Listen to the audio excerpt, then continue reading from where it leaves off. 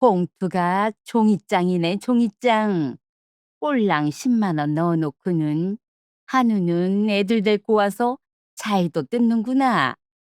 시어머니 칠순잔치에서 시어머님이 제 봉투를 손끝으로 집어들며 하신 말씀이에요.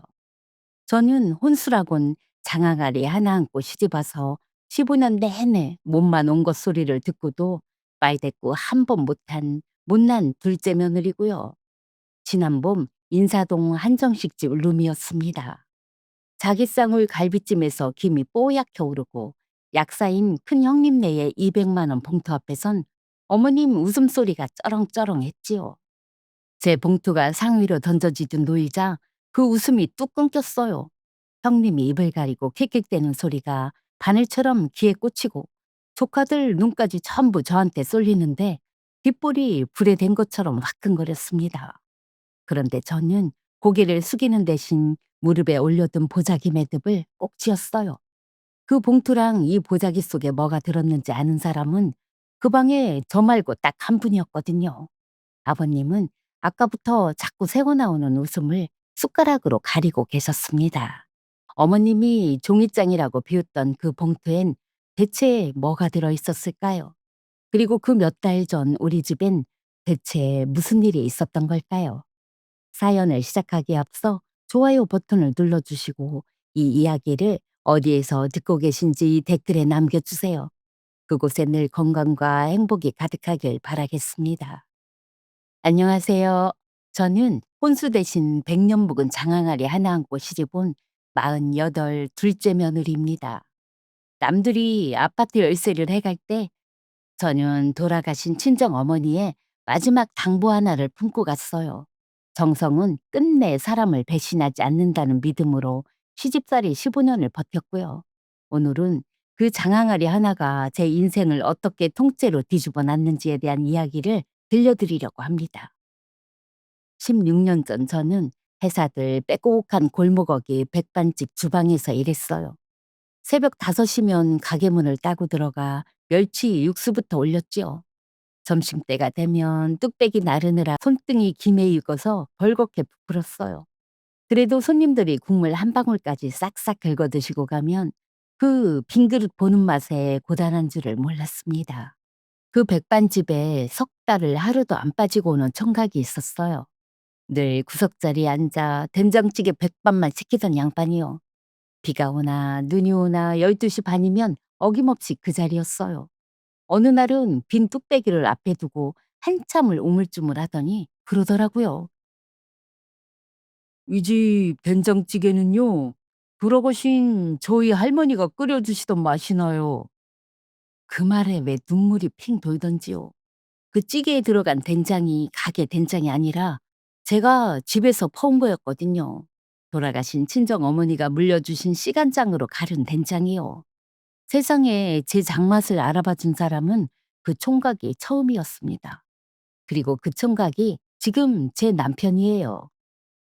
밥 정이 무섭다고 반년 만에 혼인 얘기가 나왔어요. 저는 좋으면서도 겁부터 났어요.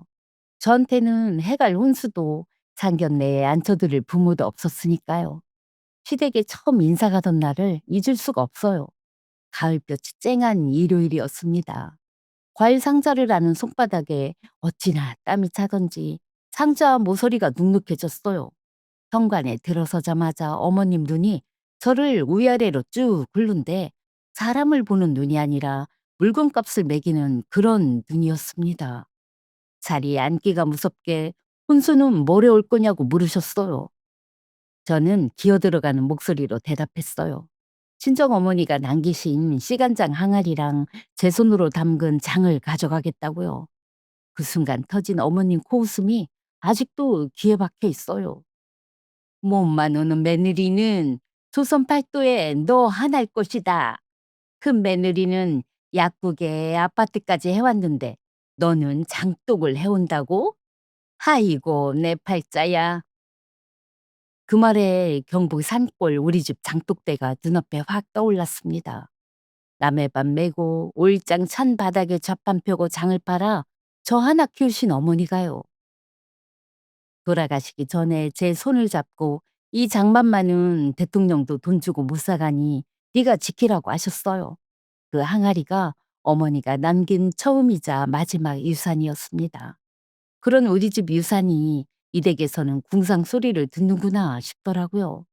저는 고개를 못 들고 방바닥 장판 무늬만 세고 앉아 있었습니다.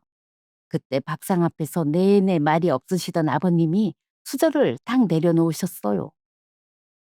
밥상 하나면 사람 됨됨이가 다 보이는 법이오. 나는 이 아이가 바로 우리 며느리다 싶소. 나중에 들으니 남편이 미리 제 된장 한 통을 아버님께 갖다 드렸더라고요.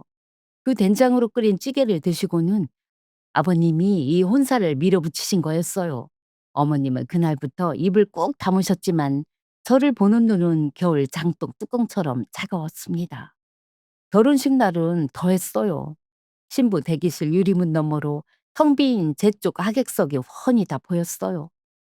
약사인 큰 형님이랑은 그날 처음 인사를 텄는데 형님은 제 손을 잡는 대신 예물 상자부터 눈으로 훑었어요. 동서는 함도 없이 온다던 게 진짜였냐고 남편한테 묻는 소리가 등 뒤에 그대로 꽂혔고요. 회백 자리에서 어머님이 대추를 던져주시면서 그러셨어요. 시집 하나는 기가 막히게 잘 왔으니 평생 갚으면서 살라고요. 덕담이 아니라 차용증에 도장받는 소리로 들렸지요. 신혼집은 보증금 3천에 월세 55만 원짜리 낡은 빌라 꼭대기층이었어요. 수도꼭지를 틀면 녹물이 한참 나오다 맑아지고 겨울엔 창틈으로 황소바람이 드는 집이었지요. 그래도 저는 그 집이 좋았어요. 옥상을 쓸 수 있었거든요. 볕이 하루 종일 드는 옥상이요. 이삿날 제 첫 번째 짐은 장롱도 냉장고도 아니었습니다. 이불로 둘둘만 씨간장 항아리였어요. 그 무거운 걸 가슴에 안고 녹슨 철계단을 한 칸 한 칸 올랐습니다. 계단이 삐걱거릴 때마다 어머니 산소에 절 올리는 심정이 되더라고요. 옥상 볕 좋은 자리에 장독 세 개를 나란히 앉히고 마른 행주로 뚜껑을 닦았어요. 뚜껑에 비친 하늘이 어찌나 파랗던지 그제야 어머니한테 면이 서는 것 같았어요. 그때 아래층에서 저를 부르는 소리가 올라왔습니다. 집들이는커녕 짐도 다 못 푼 집에 어머님이 들이닥치신 거예요. 저는 젖은 행주를 든 채로 철계단을 도로 내려갔습니다. 어머님은 골목 한복판에 서서 우리 옥상을 올려다보고 계셨어요. 저 시커먼 것들이 다 뭐냐고 하시더니 대답도 듣기 전에 구두도 안 벗으신 채 쿵쿵 굽소리를 내며 앞장서 옥상으로 올라가셨어요. 그 굽소리 한 번에 제 심장이 한 번씩 내려앉았지요. 어머님은 장독 뚜껑을 열자마자 코부터 틀어막으셨어요. 그 냄새 나는 장독들 싹 갖다 버려라. 너는 아파트 시대에 웬 궁상이냐. 궁상도 유전이다, 유전. 궁상도 유전이라는 말에 돌아가신 친정 어머니까지 욕을 먹는 것 같았어요. 저는 난생 처음 어머니 앞을 가로막고 섰어요. 이 항아리만은 어머니 산소나 마찬가지라 못 버린다고요. 어머님은 별 유세를 다 본다며 혀를 차셨고 그날부터 15년을 두고두고 그 장독을 미워하셨습니다. 그 사이 저는 딸 하나 아들 하나를 낳았어요. 애 둘을 키우면서도 시댁 큰일은 전부 제 차지였어요. 제사상 차리는 것도 김장하는 것도요. 큰형님은 약국이 바쁘다는 말 한마디면 만사가 통했거든요. 약사 손에 물 묻히면 그게 다 돈 새는 거라고 어머님이 먼저 형님 편을 들어주셨으니까요. 그 와중에도 저는 해마다 장을 담가 시댁부터 보냈어요. 매주 띄우고 소금물 맞추고 100일 넘게 들여기른 된장이랑 간장이요. 어머님은 번번이 요즘 세상에 누가 이런 걸 먹냐고 타박하셨어요. 그래도 저는 한 해도 거르지 않았어요. 그게 돌아가신 어머니가 가르쳐준 자식된 도리였으니까요. 어머님 전화 한 통이면 1시간 반 버스를 타고 달려갔어요.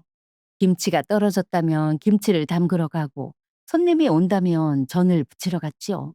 그래놓고 밥상머리에선 늘 큰애미 자랑뿐이었어요. 큰애미는 약국을 넓혔다더라. 큰애미 어버이날 봉투는 두툼하더라 하시면서요.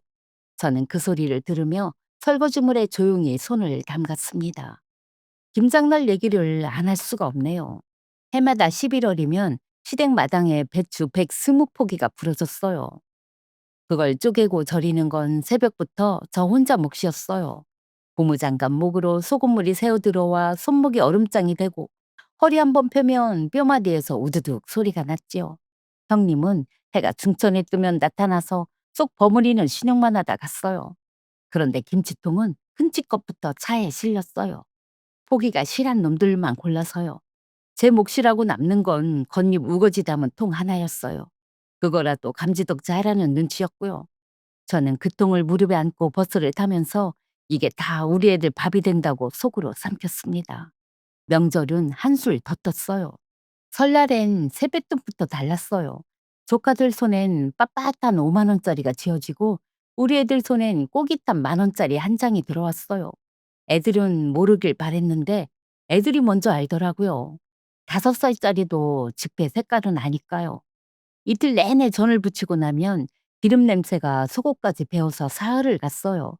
몸 고된 건 그래도 참겠는데 사람 속 후벼 파는 건 약이 없더라고요.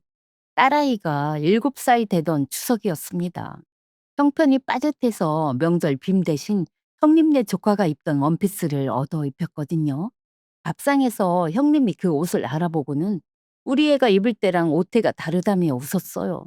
딸아이 얼굴이 홍시처럼 빨개지는데 어머님이 거기다 쐐기를 박으셨어요. 느그 엄마 닮았냐? 청승은 웬 청승이냐? 너는 애비 월급은 다 어디다 쓰고 애를 저러고 데리고 다니냐? 그 순간 남편이 상을 짚고 일어서는 게 보였어요. 저는 얼른 남편 소매를 잡아 끌었어요. 아이들 밥숟가락 앞에서 큰 소리가 나면 제일 다치는 게 애들이니까요. 싸움 끝에 날아올 화살이 결국 어디로 꽂힐지도 뻔했고요. 남편은 부들부들 떨면서도 도로 앉았고 저는 딸아이 그릇에 갈비 한 점을 더 얹어줬습니다. 돌아오는 버스에서 딸아이가 제 무릎을 베고 잠들었어요. 물려입은 원피스 단추를 만지작거리다 잠든 그 손을 보는데 목구멍에서 뜨거운 게 울컥 치밀었어요. 남편은 창밖만 보다가 소금물에 든 제 손등을 말없이 감싸지었고요. 나는 참아도 내 새끼 기죽는 꼴은 못 보겠더라고요. 남들만큼은 못해줘도 제 힘으로 번 돈으로 우리 애들 옷 한 벌은 사입히고 싶었어요. 그날 밤 아이들을 재워놓고 옥상에 올라갔어요. 달빛에 장독 뚜껑이 하얗게 빛나고 있었어요. 간장을 한 종지 떠서 코에 대는데 돌아가신 어머니 속끝 냄새가 나는 것 같았어요. 저는 그 종지를 든 채로 부엌으로 내려와 식탁에 공책을 폈어요. 그리고 볼펜진 손에 꾹 힘을 줬어요. 공책 맨 윗줄에 6글자를 꾹꾹 눌러 적었어요. 내장 팔아보기. 40 넘은 여자가 참 겁도 없지요. 저는 그때 스마트폰으로 사진 한 장 반듯하게 못 찍는 사람이었어요. 그래도 그날 밤만큼은 물러서기가 싫었어요. 다음 날부터 아이들 재워놓고 식탁에서 밤 공부를 시작했습니다. 주민센터 무료 강좌에 다니면서 스마트 스토어라는 걸 처음 배웠어요. 독수리 타법으로 상품 설명 한 줄 쓰는데 30분이 걸렸지요. 옥상에선 항아리 사진을 100장씩 찍었어요. 해 뜰 때 찍고 해질 때 찍고요. 장독에 하늘이 곱게 비치는 순간이 하루에 딱 2번뿐이었거든요. 구청도 3번을 드나들었어요. 식품 판매 신고를 하고 보건소에서 위생교육을 받고 장독 2개를 더 들었어요. 남편은 월급을 쪼개 포장 상자값을 보태줬고요. 벌이도 안 되는 걸 왜 하냐는 소리를 남편 입에서는 한 번도 들은 적이 없습니다. 첫 주문이 들어오던 날을 어떻게 잊겠어요. 설거지하다 말고 띠링 소리에 고무장갑 낀 채로 핸드폰을 집었어요. 된장 한 통, 딱 한 통이었어요. 저는 그 한 통을 뽁뽁이로 5겹을 감고 상자 틈마다 신문지를 채웠어요. 맛있게 드시고 건강하시라고 손편지도 한 줄 넣었고요. 우체국 가는 길엔 상자를 애기 한뜻 품에 안고 걸었지요. 일주일 뒤에 첫 후기가 달렸어요. 돌아가신 친정어머니 장맛이 나서 뚜껑을 열자마자 한참을 울었다는 글이었어요. 저는 부엌에 선 채로 핸드폰을 붙들고 같이 울었어요. 세상 어딘가에 제 장맛을 알아주는 분이 또 계시는구나 싶어서요. 그 맛 하나 지키겠다고 겨울이면 옥상에서 매주를 썼어요. 고무대야에 삶은 콩을 붓고 밟는데 김이 서려서 앞이 뿌옇게 안 보였어요. 손끝이 얼었다 데었다 하는 통에 밤이면 손가락이 퉁퉁 부었지요. 그래도 처마 밑에 매주를 주렁주렁 매달아 놓고 올려다보면 꼭 친정어머니가 내려다보시는 것 같았습니다. 한 달 벌이는 30만 원 남짓이었어요. 저는 그 첫돈으로 시장 옷가게에서 딸아이 원피스를 샀어요. 난생 처음 새 옷 상표 딱지를 떼어주는데 손이 다 떨리더라고요. 딸아이가 거울 앞에서 빙기르르 도는 걸 보면서 다짐했어요. 이 장사 죽어도 안 놓는다고요. 1년쯤 지나니 단골도 제법 생겼습니다. 시집간 딸 몰래 시켜 드신다는 어르신도 계셨고 자취하는 총각도 있었어요. 명절 앞엔 주문이 20통씩 몰려서 남편이랑 새벽까지 상자를 쌌지요. 부자는 못 돼도 내 이름으로 뭔가를 한다는 게 사람 허리를 그렇게 꼿꼿하게 세워주더라고요. 그런데 그 소문이 시댁 귀에 들어갔어요. 남편이 아버님께 슬쩍 자랑한다는 게 그만 온 식구한테 퍼진 거예요. 아버님 생신날 설거지를 막 끝냈는데 형님이 고무장갑 낀 제 옆구리를 쿡 찌르며 그러더라고요. 동서, 그 스마트 스토어인가 뭔가 한 달에 30만 원 번다며? 취미치곤 짭짤하네. 우린 약국이 바빠서 그럴 시간도 없는데. 부럽다 얘. 어머님도 거드셨어요. 장사가 아무나 하는 줄 아냐고 몸만 온 것이 사고는 안 치면 다행이라고요. 저는 그저 웃어 보였습니다. 그런데 속으로는 이를 꼭 물었어요. 이 30만 원엔 남의 눈물 한 방울 안 섞였다고요. 언젠가는 이 장맛이 대신 말해줄 날이 온다고요. 그날 밤 집에 돌아와서도 저는 상자를 쌌어요. 테이프 끊는 소리가 빈 부엌에 유난히 크게 울렸어요. 화가 날수록 손은 더 야무지게 움직였지요. 이 한 상자 한 상자가 언젠가 제 대답이 될 테니까요. 며칠 뒤 어머님한테 전화가 왔어요. 다짜고짜 동네 창피해서 못 살겠다고 하셨어요. 며느리가 장사한다는 소문이 큰애미 약국까지 들어갔다고요. 약사 며느리 얼굴에 먹칠할 일 있냐고 당장 때려치우라 하셨지요. 저는 난생 처음 수화기에 대고 또박또박 말했습니다. 죄송하지만 이것만은 못 그만둔다고요. 친정어머니가 물려준 장으로 떳떳하게 버는 돈이라고요. 어머님은 몸만 온 것이 이제 말대꾸까지 한다며 전화를 뚝 끊으셨어요. 귀에서 뚜뚜 소리가 나는데 손이 덜덜 떨리더라고요. 그래도 이상하게 후련했어요. 그다음 주말 시댁에서 형님을 마주쳤어요.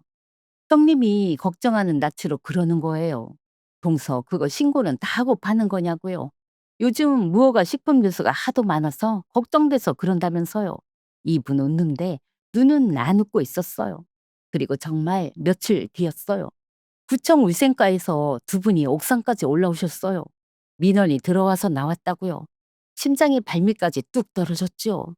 저는 손을 닦고 부엌 서랍에서 파일철을 꺼냈어요. 판매 신고증이랑 위생교육 수료증이랑 검사 성적서까지 날짜별로 차곡차곡 끼워둔 거요. 서류를 한 장 한 장 넘기던 공무원이 고개를 들었어요. 요즘 이렇게 갖춰놓고 하시는데 드물다고요. 장독을 둘러보더니 관리가 교과서 같다는 말까지 하고 갔어요. 누가 민원을 넣었는지는 끝내 알 수 없었어요. 짐작 가는 데는 있었지만 저는 입을 꾹 다물었지요. 소리내서 싸우는 대신 서류철을 한 칸 더 채웠어요.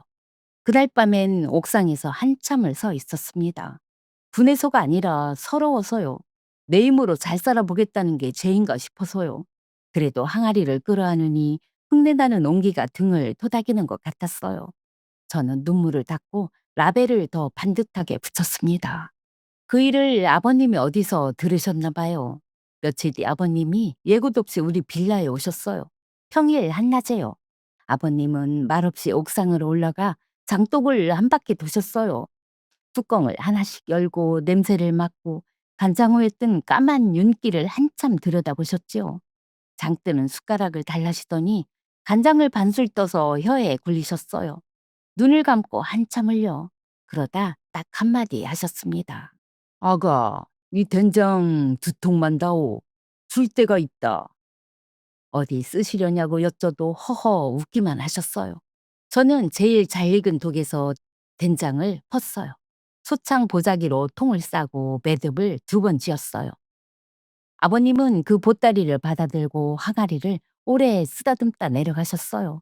계단을 밟고 내려가시는 구분등이 그날따라 어쩐지 든든해 보였습니다. 한 달쯤 지난 어느 아침이었어요. 골목 어귀에 시커먼 세단 한 대가 들어와 우리 빌라 앞에 딱 멈춰 섰어요. 우리 골목엔 평생 없던 차였어요. 뒷문에서 중절모를 쓴 중년 신사가 내리더니 손에 든 종이 쪽지랑 우리 집 호수를 번갈아 보며 옥상을 올려다 봤어요. 저는 젖은 손을 앞치마에 문지르고 현관문을 열었어요. 신사는 대문 앞에서 모자부터 벗었습니다. 인사동에서 수라연이라는 한정식 집을 30년째 한다는 분이었어요. 아버님 고향 후배라고요. 아버님이 놓고 간 된장 두 통을 먹어보고는 밤에 잠이 안 와서 주스를 받아왔다고 했어요. 저는 얼떨떨한 채로 옥상으로 안냈지요. 그분은 장독 앞에서 걸음을 딱 멈췄어요. 바람에 간장 냄새가 훅 끼치는데 그분이 두 손을 모고 항아리에 반절하듯 고개를 숙였어요.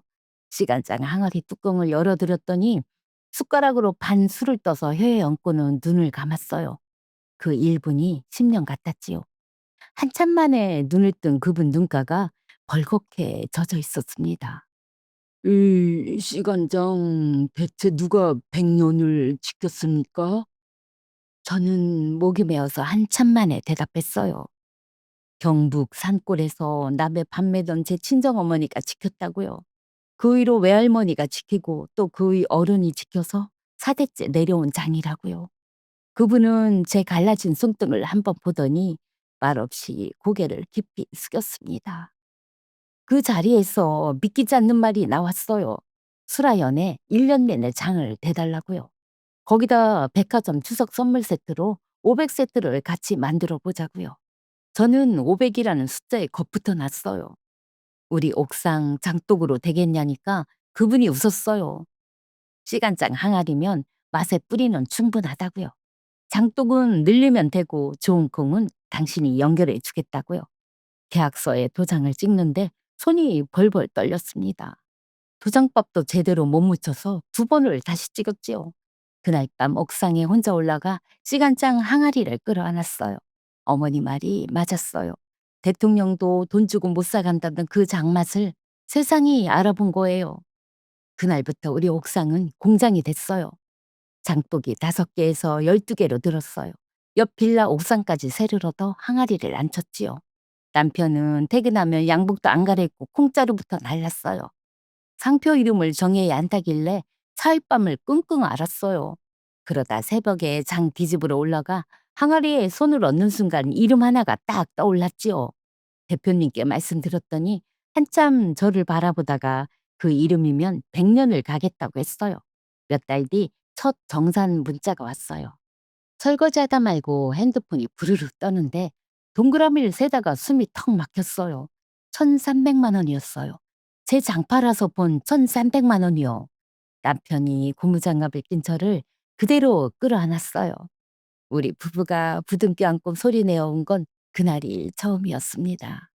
이튿날 저는 아버님을 찾아뵙고 큰절을 올렸어요. 아버님이 물꼬를 더 주신 덕이라고요. 그리고는 한 가지를 부탁드렸어요. 어머님 칠순 때까지만 비밀로 해달라고요. 미리 알려줬다간 또 궁상이니 사기니 말부터 나올 게 뻔했으니까요. 이번엔 말 대신 결과로 보여드리고 싶었어요. 온 식구가 보는 그 자리에서요. 아버님이 무릎을 탁 치셨어요.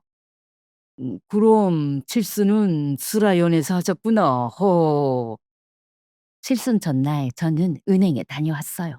창구 직원한테 조그맣게 뭔가를 부탁했더니 직원이 저를 한번 쳐다보고는 봉투를 두 손으로 건넸어요. 그날 밤 아이들이 잠든 뒤에 보자기 매듭을 2번 단단히 쥐었지요. 다음 날 아침 저는 식구들 중에 제일 먼저 일어나 다려둔 한복을 꺼내 입었지요. 수라연 마당은 봄볕이 좋았고 디딜돌마다 물이 촉촉히 뿌려져 있었습니다. 어머님은 대문 현판을 올려다보며 연신 좋아하셨어요. 이런 데는 예약도 하늘의 별따기라던데 누가 잡았냐고요. 아버님이 고향 후배네 집이라 한 상 얻어 걸렸다며 허허 웃고 마셨지요. 저는 그 옆에서 보자기 상자를 고쳐 안았어요. 룸에 자개상이 길게 펴지고 갈비찜에서 김이 뽀얗게 올랐어요. 애들도 오랜만에 한우 앞에서 볼이 미어졌어요. 상이 무르익을 때쯤 봉투가 돌기 시작했지요. 형님네 200만 원 봉투에 어머님 웃음소리가 쩌렁쩌렁 울렸어요. 역시 큰애미밖에 없다고 약사 며느리 둔 보람이 있다고요. 형님은 어깨를 으쓱하며 부채질하듯 손을 저었어요. 그리고 제 봉투 차례가 왔어요. 어머님이 봉투를 손끝으로 짚더니 무게를 다하듯 까딱까딱 흔들다 상우에 툭 던지셨어요. 그리고는 그 말씀을 하셨지요. 봉투가 종이장이네 종이장. 꼴랑 10만 원 넣어놓고는 한우는 애들까지 데리고 와서 잘도 뜯는구나. 형님이 입을 가리고 킥킥댔어요. 어머님도 참 동서내는 마음만 받으시라면서요. 루만 젓가락 소리가 뚝 멈추고 조카들 눈이 전부 저한테 쏠렸어요. 귓불이 불에 댄 것처럼 화끈거렸지요. 그런데요, 이상하게 하나도 안 무서웠어요. 저는 고개를 숙이는 대신 무릎을 보자기 매듭을 꼭 쥐었어요. 아버님은 아까부터 새어나오는 웃음을 숟가락으로 가리고 계셨고요. 15년을 기다린 순간이 지금이구나 싶으니 심장은 북처럼 뛰는데 손끝은 오히려 차분해졌습니다. 아버님이 헛기침을 하고 입을 여셨어요. 여보, 성의를 무시하는 법이 어딨어. 열어는 보시게. 어머님이 마지못해 봉투를 뜯으셨어요. 그런데 지폐를 꺼내던 손이 그대로 멈췄어요. 어머님 입에서 숫자가 헛나오기 시작했지요. 1, 10, 100. 세상에 100만 원짜리가 7장? 룸이 웅성 뒤집혔어요. 형님 얼굴에서 웃음기가 싹 거치는 게 보였지요. 저는 자세를 고치 않고 두 손을 모았습니다. 어머님 칠순이시라 100만 원권으로 7장을 맞춰 담았어요. 제 장 팔아서 처음 번 돈이에요. 아버님이 물꼬를 터 주셨고요. 어머님 눈이 수표랑 저를 번갈아 훑었어요. 장사는 무슨 장사냐고, 이 큰돈이 어디서 났냐고요. 혹시 빚낸 거면 지금이라도 물리라고까지 하셨지요. 끝까지 저를 못 믿으시는 거예요. 저는 대답 대신 보자기를 풀었습니다. 백화점에 나갈 추석 선물 세트 시제품이었어요. 우동나무 상자 안에 간장이랑 된장이 가지런히 눕고 그 위에 상표가 곱게 박혀 있었지요. 어머님이 상자를 당겨 라벨을 읽으셨어요. 순덕이네 씨 간장? 제 친정어머니 함자예요. 못 만났다고 하시던 그 친정이 물려준 100년 씨간장이요. 냄새 난다고 버리라시던 그 장독에서 나온 돈이고요. 여기 수라연에 1년치 납품 계약을 했고 추석엔 백화점에 500세트가 나가요. 어머님, 저 이제 종이장 며느리 아니에요. 루만이 찬물에 끼얹은 듯 조용해졌습니다. 그때 룸 문이 스르륵 열렸어요. 한복을 갖춰 입은 수라연 대표님이 들어와 어머님께 꾸벅 절을 했어요. 이댁 둘째 며느님 장이 저희 30년 맛을 바꿨습니다. 오늘 상에 오른 장이 전부 그 장입니다. 형님 얼굴이 하얗게 질렸어요. 여태 잘도 뜯던 갈비찜이며 찌개며 그간이 전부 제 장이었으니까요. 형님은 젓가락을 슬그머니 내려놓고 물만 들이켰어요. 그 순간 어머님 낯빛이 확 바뀌는 게 보였어요. 아이고 야야, 내가 우리 둘째미 그럴 줄 알았다. 내 눈이 보배지 보배야. 얘가 원래 손끝 하나는 야무졌다니깐요. 손바닥 뒤집는 소리가 이렇게 크게 들리는 건 태어나서 처음이었어요. 조카들까지 다 보는 앞에서요. 15년 종이장이던 제가 봉투 하나에 보배가 된 거예요. 저는 웃으면서 아주 공손하게 말씀드렸어요. 어머님, 저는 어제도 오늘도 똑같은 며느리예요. 봉투 두께 따라 보배가 됐다, 종이장이 됐다는 며느리 노릇은 오늘 칠순상까지만 할게요. 부리는 다 하겠지만 예전처럼은 안 살 거예요. 어머님 입이 달싹거리다 도로 다쳤습니다. 아버님이 그제야 참던 웃음을 터뜨리셨어요. 내가 뭘 했어? 우리 집 보물은 둘째미라니까. 잔치가 파하고 신발을 깨는데 형님이 제 옆에 바짝 붙었어요. 동서 내가 그동안 말이 좀 심했지 하면서요. 그러더니 목소리를 낮춰 우리 약국 손님들 명절 선물로 그 세트 좀 해줄 수 있냐고 묻는 거예요. 저는 쌩끗 웃어드렸어요. 그럼요, 형님. 형님껜 시중가로 드릴게요. 참, 구청 민원은 이제 안 넣으셔도 돼요. 서류는 액자로 걸어둘 만큼 갖춰놨거든요. 형님 얼굴이 종이장처럼 하얘진 채로 굳었어요. 저는 그 얼굴을 뒤로하고 마당으로 나갔습니다. 등 뒤에서 어머님이 저를 부르셨어요. 은영아, 다음 주에 함 가마. 15년 만에 처음 듣는 제 이름이었어요. 야, 아니면 몸만 온 것이라던 제가요. 저는 돌아서서 공손하게 대답했어요. 오실 땐 미리 연락 먼저 주시라고요. 그리고는 아이들 손을 잡고 봄볕 좋은 마당을 걸어 나왔습니다. 그로부터 1년이 흘렀어요. 올해 추석 선물 세트는 3천 세트가 나갔어요. 그것도 예약해서 다 동이 났죠. 백화점 매대에 순덕이네 상자가 척척 쌓인 걸 보고 딸아이가 우리 외할머니 이름이라고 소리를 질러서 제 얼굴이 다 빨개졌어요. 장독은 어느새 27개가 됐습니다. 옥상이 비좁아져서 지난달엔 마당에 있는 구옥으로 이사했어요. 이삿날 1번 짐은 이번에도 시간장 항아리였지요. 15년 전엔 저 혼자 가슴에 안고 낑낑댔는데 이번엔 남편이랑 딸아이가 양옆을 같이 붙들었어요. 마당 볕 좋은 자리에 항아리를 앉히고 셋이서 뚜껑을 닦는데 그렇게 든든할 수가 없더라고요. 이사하고 제일 먼저 어머니 산소에 다녀왔어요. 상석에 순덕이네 이름 세트를 올리고 큰절을 했어요. 엄마 이름 석자가 백화점에 걸렸다고 대통령도 못 사간다던 그 장맛이 진짜였다고요. 산바람이 봉분의 풀을 가만가만 쓰다듬는데 꼭 엄마 손 같아서 한참을 울다 왔습니다. 시댁은요, 그날 이후로 서열이 싹 바뀌었어요. 어머님은 경로당에서 우리 둘째 애미장은 백화점서 줄 서야 산다고 자랑이 늘어지신대요. 15년 만에 처음 듣는 며느리 자랑이지요. 저는 그 소리가 밉지도 반갑지도 않아요.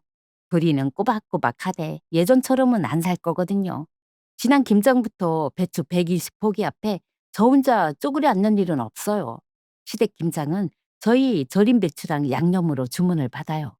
어머님도 이제 저희 고객이세요. 결제는 형님 담당이시고요. 형님은 지난 명절에도 시중과에 세트를 20개 사갔어요. 약국 손님들한테 우리 동서네 거라고 자랑은 또 얻지는 않은지요.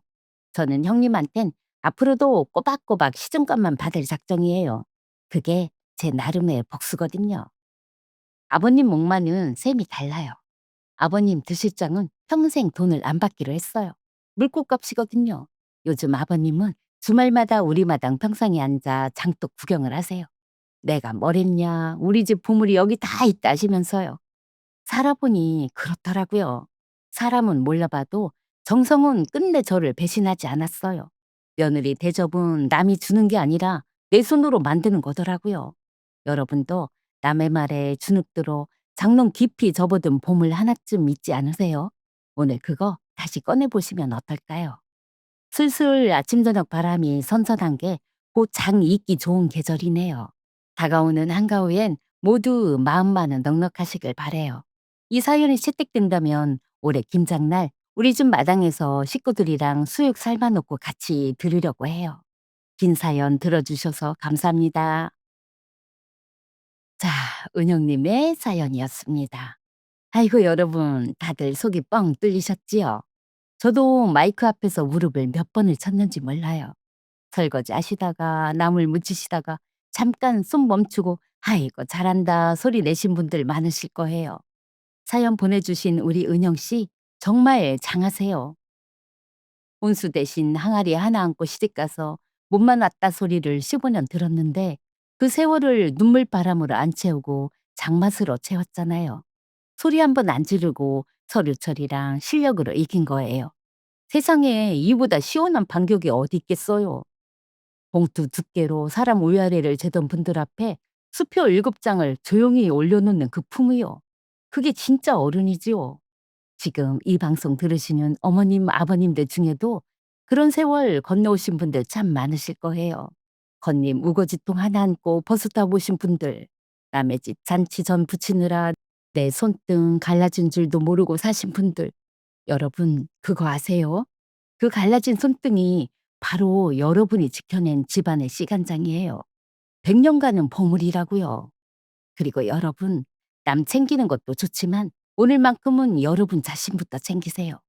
평생 식구들 입에 뜨신 밥 먼저 넣어주느라 정작 내 밥은 늘 식은 밥이었잖아요. 서운한 것도 꿀꺽 삼키는 게 버릇이 되셨지요?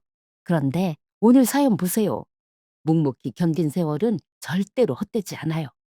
장이 100일을 지나야 제맛이 들듯 우리 인생도 지금부터가 제일 깊은 맛이 드는 때예요. 그러니까 오늘은 저랑 약속 하나만 해요.